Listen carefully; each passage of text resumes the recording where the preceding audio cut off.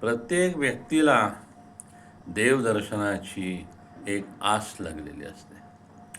प्रत्यक्ष देव दिसावा, त्याची अनुभूती यावी, यासाठी जो तो आपापल्या परीनं प्रयत्न करत असतो.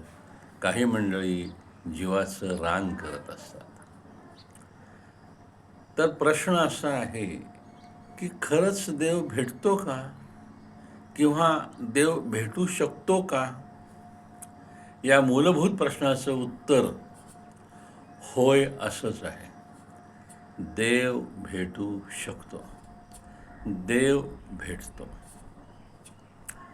मग यासाठी आवश्यकता कशाची आहे?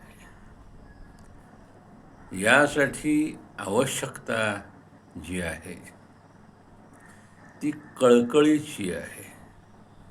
अत्यंत मनःपूर्वक केल्या जाणाऱ्या प्रार्थनेची आहे. हृदयामध्ये कळ उठली पाहिजे त्याच्या दर्शनासाठी.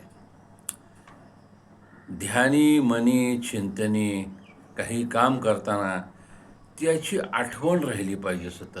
तो दिसला पाहिजे, ही भावना सतत राहिली पाहिजे. ईश्वरमय मन, विचार, बुद्धी आणि आचरण होऊन गेलं पाहिजे.